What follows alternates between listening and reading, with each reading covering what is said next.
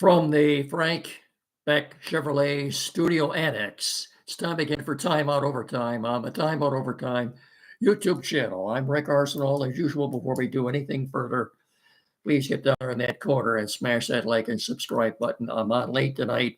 It's been a kind of a hectic day for me. I apologize. Going to try to keep this down to about 15 minutes for obvious reasons, mainly Lions. Quickly, I'll touch on I'll touch on pretty much everything else that's going on. Michigan football, we're not going to say much about Michigan State or Michigan basketball until they get into the Big Ten season. Michigan football, they got Northwestern at the Big House Saturday. They got 2 games left. They're 5-5. We've gone over this before. They need to win Saturday. They need to beat Northwestern. It's a winnable game. Hang on just a second.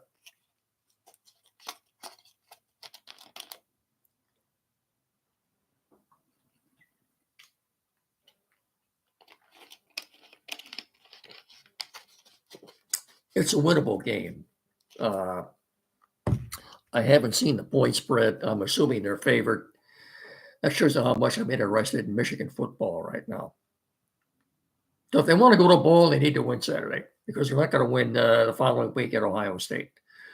And I've said before, if you can't beat Northwestern, you don't deserve to go to a bowl anyway. Michigan State, very disappointing loss at Illinois. So Illinois this year beat both Michigan and Michigan State. Spartans have 2 games left, both at home. They're 4-6. Obviously, they need to win them both to go to a bowl. They should beat what? Oh, what's going on here? They should have no trouble with Purdue on Saturday. But the following week, Rutgers coming into Spartan Stadium. Rutgers is pretty good. They're a pretty good team, and I don't see the Spartans beating Rutgers the final game of the week or final game of the year rather. So I was trying to remember the other day that the last time neither Michigan or Michigan State went to a bowl, and I can't remember that. I have to go back and research that. As Dan Zickerson would say, we'll have to get the research department busy on that one. I've said before, Red Wings never should have brought Derek Lalonde back this year, and they're coming off just a brutal 0-3 trip to California against a bad Duck team, a very mediocre King team, and a Shark team that literally sucks. They lost all 3 games. I'm sorry. Well, they did. Last night they got 1 point because of an overtime loss. They had 2 or 3 leads and blew them all. Red Wings are bad, folks. They're awful. I mean, look, when you have an owner and a general manager, what is Eisman now, in his 7th year, who obviously have no passion for winning. So think about that. These people obviously have no passion for winning.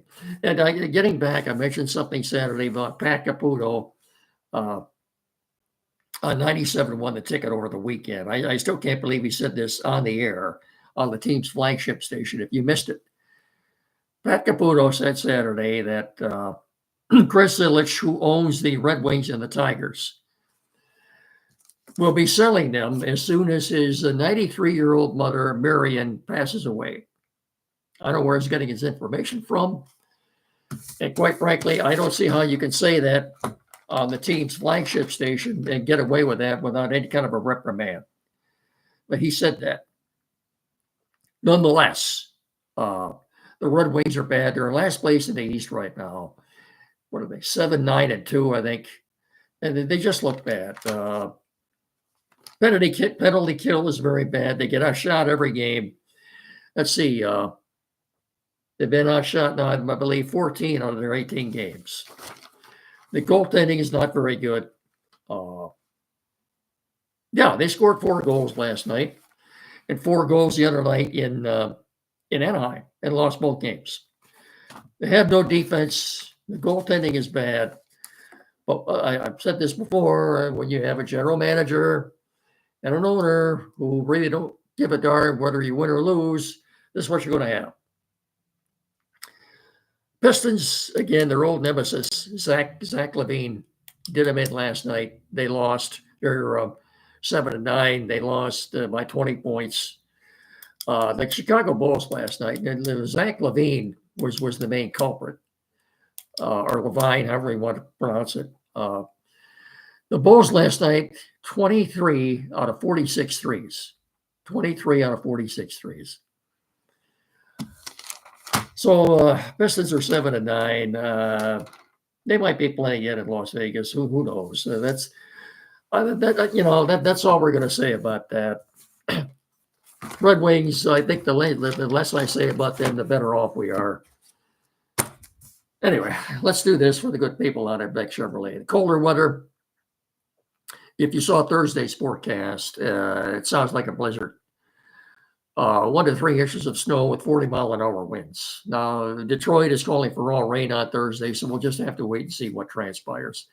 But with the colder weather here, this is the perfect time to make an appointment with the service department at Frank Beck Chevrolet and to get your car in there and make an appointment to make sure your vehicle is ready for the winter weather ahead. Get in there and see them. Let them check the strength of your battery, your belts and hoses, wiper blades, antifreeze, and more. Plus, now is the perfect time to get that new set of tires so you don't go slipping and sliding down the highway. And if you don't think your car will make it through another rough Michigan winter, let the sales pros at Beck's help you find a vehicle for all seasons. The 2025s are rolling in onto the lot nearly every day now, so their selection is tops. You check out their inventory on their webpage at frankbeckchevy.com, or better yet, stop by the dealership on M99 between Hillsdale and Jonesville and let them help you experience the Frank Beck difference. Chevrolet. Together, let's drive. Where do you want to start with the Lions' historical win, 52-6 win over the Jaguars on Sunday? Apparently, Ian Rappaport was wrong. Ian Rappaport came out Sunday morning and said if the Jaguars suffered an embarrassing loss, Doug Peterson would be fired on Monday. Well, as near as I know, that didn't happen. What did happen was that the Jets fired their general manager. Now, the general manager, the guy who brought everybody in that Aaron Rodgers had asked him to bring in, he's gone. Jets are a complete mess. And Aaron Rodgers, I'm sorry. And I'm sure the last straw was losing to the Colts at home on Sunday. Anthony Richardson probably had his best game as a pro. And the Jets defense is atrocious. It's awful. And now with the general manager gone and the coach both gone, Aaron Rodgers is still there. It's his team.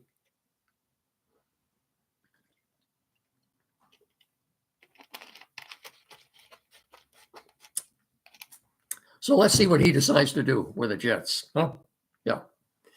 It's a mess. And who's culpable for what's going on in New York? Well, two people, the owner and Aaron Rodgers. Anyway, what can you say about the Lions win they had the other day? Where do you want to start?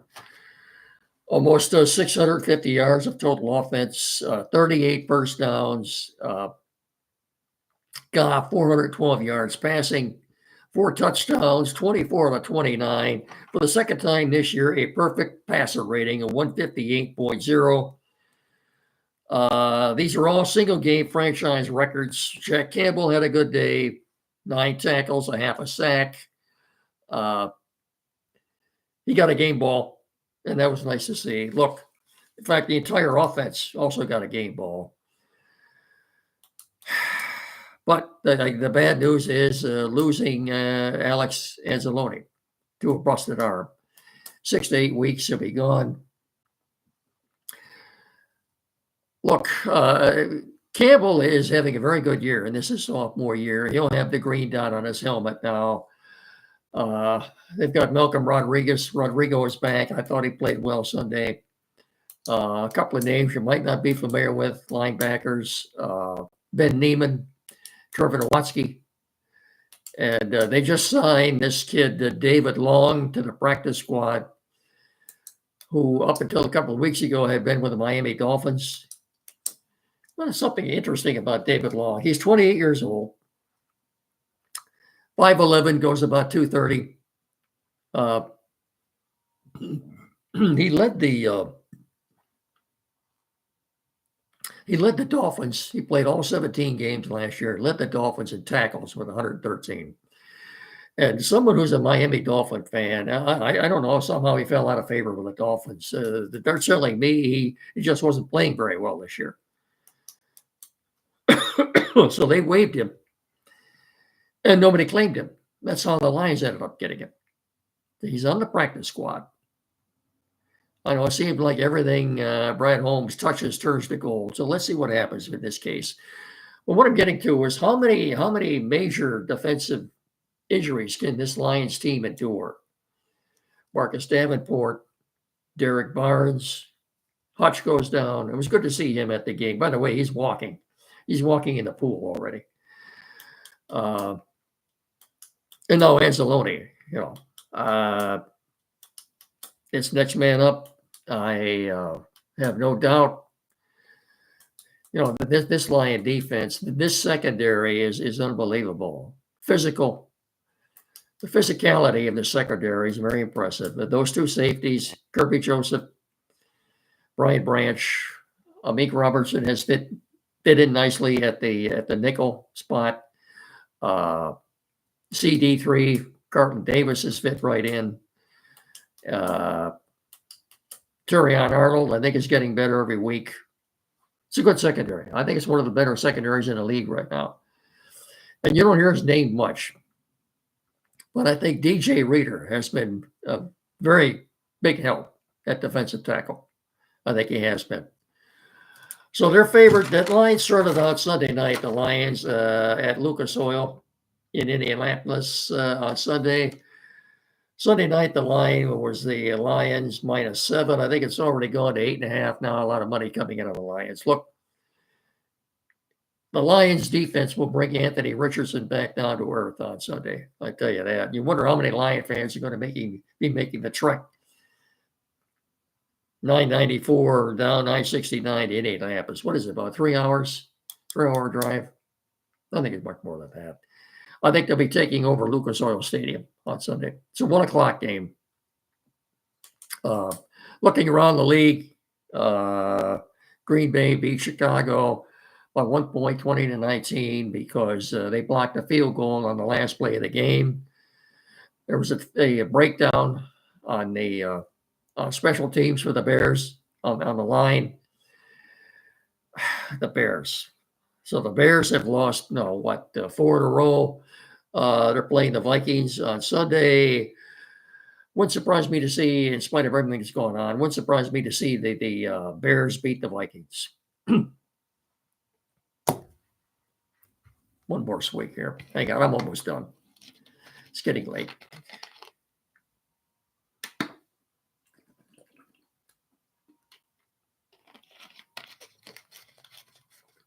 If you want to think, Lions did all this, scoring, I think, on every possession, except their last one, maybe.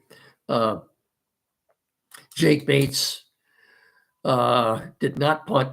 He was in there holding, of course, Jake Bates. Jack Fox took the day off. He didn't have to punt at all, but he was in there holding for Jake Bates. Bates, 7 extra points and 1 field goal. He scored 10 points Sunday. I hate to jinx it. He hasn't missed a field goal yet. He's missed 1 point earlier in the season, and he missed 1 extra point earlier in the season, and that's been it. Been very consistent. Like I said, I hope I don't jinx it. But two, if you're thinking too about, the Lions did this against the Jaguars. Well, what did the Jaguars do the week previous to that when they played the Minnesota Vikings? How many touchdowns did the Vikings score against them? Vikings won an ugly game down in Jacksonville, 12-7. That saw Sam Darnold picked off 3 times. Vikings are 8-2, but believe me, they're not as good as the record would indicate. They're just not. And it wouldn't shock me. I don't know what the line is for their game at Soldier Field on Sunday, but it wouldn't shock me to see the Bears win that game. They looked a lot better after saying goodbye to their offensive coordinator. Although Caleb Williams had a pretty good game Sunday. So one last thing here before we get out of here. Power rankings. Well, let's do this first. As you know, I put in a good word every show for a good man at Quality PC, Tim Lindley, at Quality PC in downtown Hillsdale, 37 Walnut Street. That's a couple hundred feet west of Howell. For all your technical needs, please get in there and see him for anything. This is the guy you want to see in our area. There is no better man than him. Anything at all. Computers, new or used. Maybe the computer you have now needs a little work done on it. Flat screen TV mounting and setup and programming. Internet, maybe you're changing internet providers. Printers, new or used. Anything at all. Get in there and see Tim. 37 Walton Street, 517-610-5372. Or better still, get in there and see him, 37 Walton Street. Tell him me and Mickey sent you. Thank you very much. Power rankings. Quickly, courtesy of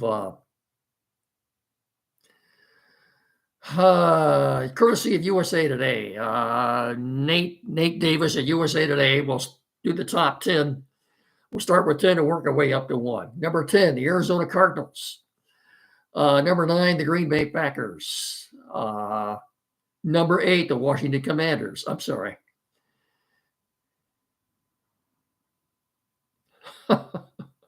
Number 8, the Washington Commanders. Yeah, that's right. Number 7, the Minnesota Vikings. Number 6, the Baltimore Ravens. Number 5, the Pittsburgh Steelers. Number 4, the Kansas City Chiefs. Number 3, the Philadelphia Eagles. Coming in second, the Buffalo Bills. And, of course, the Lions, according to USA Today, coming in at number 1. This is what he says. Finally falling from the ranks of the unbeaten, flimsy as the champs, perfection pleasures, no more denying Motown is currently the epicenter of the NFL universe. The Lions plus 159-point differential. 100 plus 159-point differential. The second highest is Buffalo at plus 106. 159 is more than 50 clear of anyone else. The 46-point win over Jacksonville on Sunday was the largest in the franchise's 95-season history. And I said this before, the 645 yards gained were also Detroit's most ever. Third team in the Super Bowl area since 1966 to win 3 of its first 10 games by at least 35 points, and the second since the 1970 AFL-NFL merger to score at least 50 in back-to-back home games. Good luck, Indy. Good luck, Indy, he says. Okay, all right. The Lions are pretty much, as far as power rankings go, they're number 1 according to everybody right now. USA Today, Yahoo, The Athletic, CBS Sports, ESPN. If I'm missing anybody else, they're number 1 on everybody's slate. Oh, quickly. Pro Football Focus grades. Top 5 on offense and defense, and the bottom 5 on offense and defense. Let's go through these rather quickly here. Top 5 grades on offense, of course. Jared Goff, 95.5. Amon-Ra St. Brown, 11 receptions on 11 targets, 160-some yards of receiving yards, 92.4. Kevin Zeitler, 90.6. Greg Glasgow, 83.5. And David Montgomery, 75.7. Bottom 5 on offense. David Robertson, 47.6. Shane Ziltra, 53.1. Brock Wright, 59.1. James Mitchell, 60.4. And Tim Patrick, 65.2. Over on defense, top 5 on defense. Kirby Joseph, who had his 7th pick of the year, 89.9. Malcolm Rodrigo came in at 80.9. Alex Anzalone, before he got hurt, 75.1. Amik Robertson, 68.1. Terrion Arnold, 67.2. Bottom 5, Levi Onwuzurike, 36.2. James Houston, 46.6. CD3, Carlton Davis, 50.3. Kendall Vildor, 56.3. And Josh Pascal, 58.7. Those are your PFF grades, bottom 5 and top 5 on offense and defense. That's going to do it. Get out of here. It's getting late. Again, I apologize for a late show tonight. It was a hectic day for me. Don't forget, Saturday mornings with Annie and Jed. Time out from 9 to 10 on 92.1 WCSR FM, and I will talk to you again on Thursday. So until then, please remember to treat each other with respect. Have a good rest of your night, and so long, everybody.